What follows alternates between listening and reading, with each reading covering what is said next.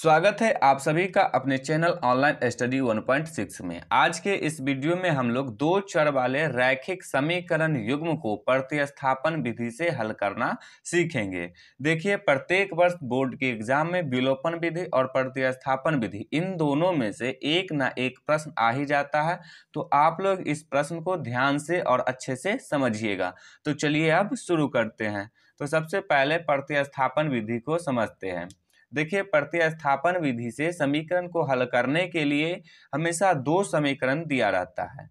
इन दोनों समीकरण में से जो समीकरण आपको आसान लगे उससे किसी एक चर पद का मान निकालते हैं और दूसरे समीकरण में रख देते हैं। यही होता है प्रतिस्थापन विधि। अब देखिए, चर पद कहने का अर्थ यह हुआ, आप चाहे तो x का मान निकाल सकते हैं, चाहे तो y का भी मान निकाल सकते हैं।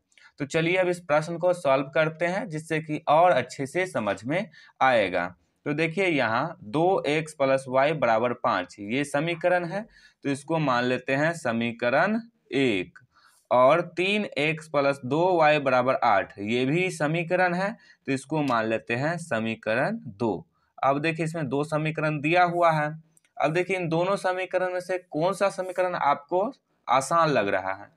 तो यहाँ देखिए, समीकरण 1 ही आसान है, तो समीकरण 1 से किसी एक चर पद का मान निकालेंगे। तो इसके लिए लिखेंगे यहाँ पे समीकरण 1 से। समीकरण 1 क्या है? तो 2x + y = 5। अब देखिए, किसी एक चर पद का मान निकालेंगे। तो यहाँ देखिए, x भी चर पद है और y भी चर पद है। तो चलिए हम x का मान निकालते हैं। तो इसके लिए क्या करेंगे, ये जो y है इसको बराबर के इस तरफ से इस तरफ लाएंगे। तो ये बराबर के इस तरफ है प्लस में, इस तरफ आएगा तो हो जाएगा माइनस में। तो ये हो जाएगा 2x = 5 और माइनस में y। अब देखिए, हमें किसका मान निकालना है? तो x का मान निकालना है।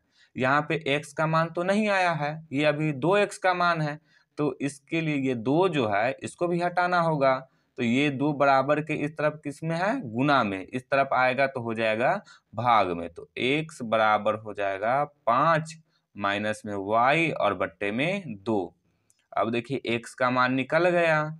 तो देखिए, ये x का मान कौन से समीकरण से निकाले हैं? तो समीकरण 1 से। अब देखिए, हमको प्रश्न बनाने में और आसानी हो इसको लिए हम इसको भी समीकरण मान लेते हैं। इसको मान लेते हैं समीकरण 3।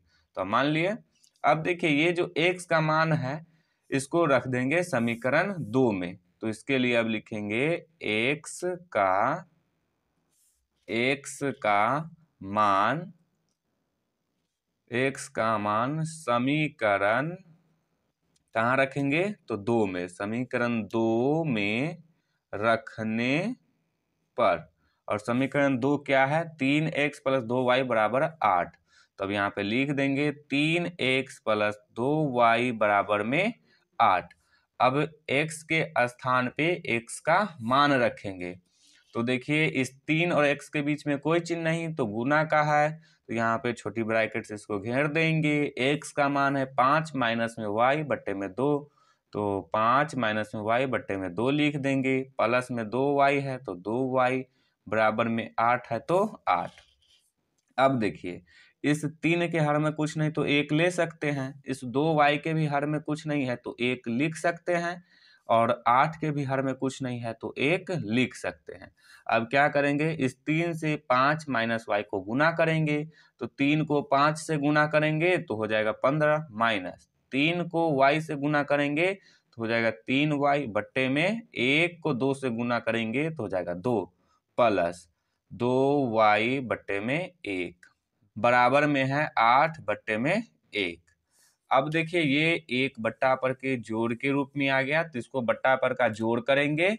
तो इसके लिए 2 और 1 का क्या करेंगे? एलसीएम देंगे। तो 2 और 1 का एलसीएम हो जाएगा 2। अब 2 से 2 में भाग देंगे तो 1 से कटेगा। 1 को 15 माइनस 3y से गुना करेंगे तो हो जाएगा 15 माइनस 3y। क्योंकि किसी भी संख्या को 1 से गुना करते हैं तो संख्या ज्यों का त्यों लिखा जाता है। अब देखिए, इस बीच में प्लस का चिन्ह है तो प्लस का चिन्ह। अब 1 को से भाग देंगे तो 2 से कटेगा। 2 को 2y से गुना करेंगे तो हो जाएगा 4y बराबर में 8 बट्टे में 1 है तो 1। अब देखिए ये जो भिन्न आया इसका अब क्या करेंगे, तिर्यक गुना करेंगे, यानी कि कैंचिया गुना करेंगे। तो 15 माइनस 3y प्लस 4y को 1 से गुना करेंगे तो आ जाएगा 15 माइनस 3y प्लस 4y। क्योंकि किसी भी संख्या को 1 से गुना करते हैं तो वो संख्या ज्यों का त्यों लिखा जाता है। अब बराबर का चिन्ह है तो बराबर का चिन्ह दे देंगे। अब देखिए 2 को 8 से गुना करेंगे हो जाएगा 16। अब इसको आगे सॉल्व करेंगे तो 15। अब 4y प्लस में है और 3y माइनस में है, तो 4y में से 3y को घटाएंगे तो आ जाएगा y, और किसका चिन्ह जाते हैं तो प्लस का, तो यहाँ पे प्लस। बराबर में 16 है तो 16। अब देखिए हमें किसका मान निकालना है तो y का मान निकालना है, तो 15 को हटाएंगे तो ये बराबर किस तरफ प्लस में है, इस तरफ आएगा तो हो जाएगा माइनस में। तो y बराबर हो जाएगा 16 माइनस में 15।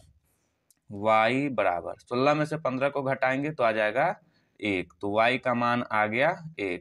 अब इस y के मान को समीकरण 1, समीकरण 2 और समीकरण 3, इन तीनों समीकरण में से जो समीकरण आपको आसान लगे उसमें रख दीजिएगा, जिससे कि x का मान निकल जाएगा। तो यहाँ समीकरण 3 ही आसान है, तो चलिए हम समीकरण 3 में रख देते हैं। तो इसके लिए लिखेंगे y का मान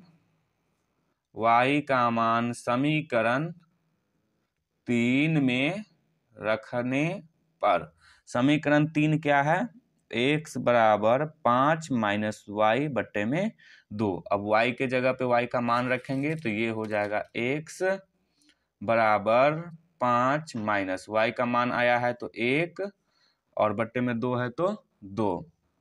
अब इसको हल करेंगे तो ये हो जाएगा x बराबर 5 में से 1 को घटाएंगे तो आ जाएगा 4, बट्टे में 2 है तो 2। अब इसको काटेंगे तो 2 से कट जाएगा, 2 दूनी 4, तो x बराबर आ गया 2। अब देखिए x का मान आ गया 2 और y का मान आया है 1, तो अब यहाँ पे लिख देंगे x बराबर में 2, y बराबर में 1। तो यही हो जाएगा इसका आंसर। उम्मीद है कि आप लोगों को प्रतिस्थापन विधि अच्छे से समझ में आ गया होगा। यदि प्रतिस्थापन विधि अच्छे से समझ में आ गया हो तो इस वीडियो को लाइक कर दीजिएगा और चैनल को सब्सक्राइब जरूर कर दीजिएगा।